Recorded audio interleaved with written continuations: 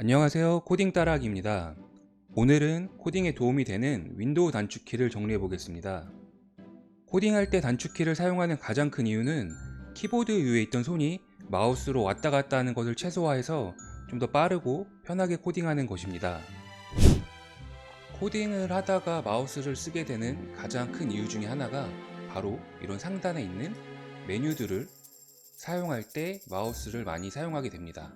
이 기능들을 키보드 단축키를 통해서도 할 수 있는데, 메뉴 요 이름의 가장 앞에 보면 이렇게 밑줄이 쳐져 있는 글자가 있습니다. 이 글자를 Alt키와 같이 누르게 되면 키보드로 이 메뉴 명령어를 사용할 수 있습니다. 예를 들면 Alt F를 누르게 되면 이런 식으로 메뉴가 나오고, 키보드 방향키로 좌우 혹은 위아래로 원하는 명령어를 찾았으면 엔터를 누르게 되면 이렇게 동작을 하게 됩니다. 다시 한번 해보면, 이번엔 Alt V를 누르게 되면 이렇게 V로 가게 되고, 여기서 원하는 명령어를 방향키로 찾은 다음에 엔터를 누르면 이렇게 사용을 할 수가 있습니다. 또 빈번하게 사용하는 경우가, 이렇게 커서가 위치한 곳에서 마우스 오른쪽 버튼을 클릭하게 되면 현재 커서가 위치한 상태에서 사용할 수 있는 명령어들이 이렇게 메뉴들이 보이게 됩니다. 이때도 마우스 오른쪽 버튼을 클릭해야 되는데, 키보드로 하게 되면 Shift F10 버튼을 누르게 되면 이렇게 메뉴가 나오게 되고, 동일하게 방향키로 원하는 명령어를 찾고 엔터를 누르게 되면 동일하게 실행이 되게 됩니다. 요 두 가지만 키보드로 하게 돼도 마우스를 쓰게 되는 빈도를 많이 줄일 수 있기 때문에 코딩할 때 여러모로 편하게 사용할 수 있습니다. 이런 메뉴 관련 단축키는 안드로이드 스튜디오 뿐만 아니라 다른 개발 툴, 예를 들면 비주얼 스튜디오 코드 같은 툴에서도 동일하게 동작을 합니다. Alt F를 누르면 이렇게 메뉴로 이동을 하게 되고, 그리고 Alt E를 누르면 이번엔 1로 이동을 하게 되고, 그리고 Shift F10을 누르면 이런 식으로 마우스 우클릭한 것과 동일한 메뉴가 보이게 됩니다. 어떤 이 단축키는 개발 툴 뿐만 아니라 다른 윈도우 기본 프로그램에서도 대부분 동작을 합니다. 예를 들면 이런 윈도우 메모장에서도 동일하게 Alt F를 누르게 되면 이 메뉴로 이동을 하게 되고, Alt E 눌러도 이동을 하고, 그리고 Shift F10을 누르게 되면 이렇게 우클릭한 것과 동일한 메뉴가 나오게 됩니다. 이 두 가지 기능은 알아두시면 여러모로 편하게 사용할 경우가 많으니 꼭 기억을 해두시면 좋을 것 같습니다. 그리고 이렇게 방향키를 눌러서 커서를 좌우로 이동할 때 한 번에 한 글자씩 이동을 하는데, 컨트롤 키를 누른 상태에서 좌우 방향키를 누르게 되면 이렇게 단어 위주로 이동을 하게 됩니다. 이 기능도 자주 사용을 하게 되니 기억을 해두시면 편하게 사용하실 수 있습니다. 그리고 이 파일에서 바로 옆에 있는 탭으로 가려면 이렇게 이 메뉴를 클릭을 해줘야 되는데, 이것도 키보드로 하게 되면 컨트롤 탭 키를 누르게 되면 이렇게 두 개의 타일을 이동할 수 있습니다. 그리고 다른 프로그램을 만약에 사용하고 싶을 때는 Alt 탭을 누르게 되면 이런 식으로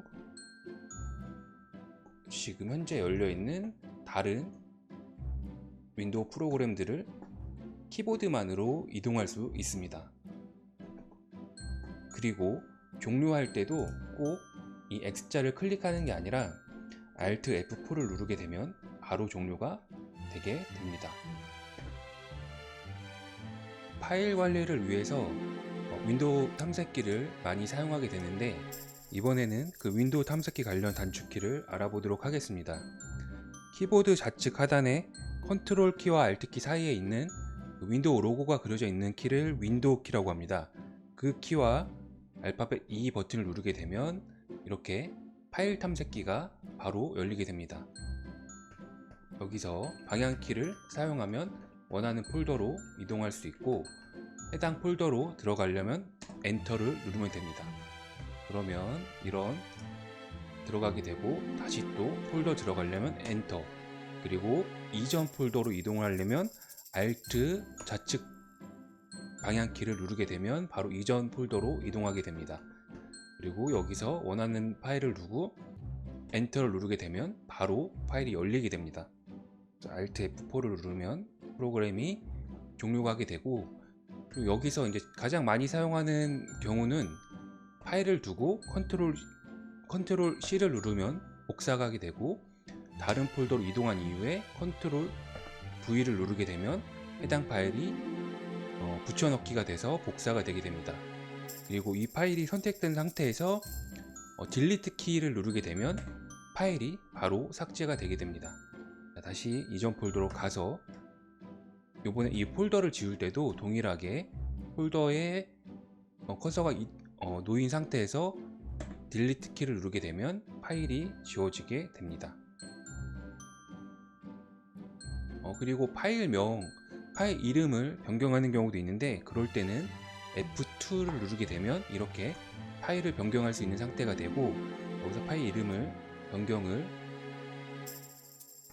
한 다음에 엔터를 누르게 되면 이렇게 파일명이 변경이 되게 됩니다. 이번에는 화면 크기 조절과 관련된 단축키를 알아보도록 하겠습니다. 지금 화면에서는 안드로이드 스튜디오가 전체 화면을 다 사용하고 있는데, 이 화면 크기를 한번 조절해 보도록 하겠습니다. 윈도우 키와 왼쪽 방향키를 누르게 되면 이렇게 화면의 좌측 절반만 사용하게 됩니다. 그리고 윈도우 키와 오른쪽 방향키를 누르게 되면 이렇게 오른쪽 화면만 사용하게 되고, 다시 전체 화면을 다 사용하고 싶을 때는 윈도우 키와 위쪽 방향키를 2번 눌러주게 되면 이렇게 전체 화면을 사용하게 됩니다. 보통 이런 기능을 많이 사용하는 이유가, 뭔가 개발 관련된 문서를 보면서 코딩하고 싶을 때, 예를 들면 이런 개발자 관련 문서를 화면 좌측으로 두고, 그리고 이런 개발 툴을 화면 우측으로 두게 되면 좌측에서 뭔가 문서를 보면서 오른쪽에서 코딩할 때 이런 기능을 많이 사용하게 됩니다. 이런 기능은 꼭 비단 코딩뿐만 아니라 다른 윈도우 프로그램을 사용할 때도 자주 사용하게 되는 명령어 이온이 좀 익혀두시면 유용하게 사용하실 수 있으실 겁니다. 그리고 이런 것들을 다 숨기고 그냥 바탕화면이 보고 싶을 때는 윈도우 키와 알파벳 D를 누르게 되면 이렇게 바탕화면이 바로 보이게 되고, 다시 한번 윈도우 D를 누르게 되면 원래 화면으로 돌아오게 됩니다. 자, 그럼 오늘 영상은 여기서 마치도록 하겠습니다.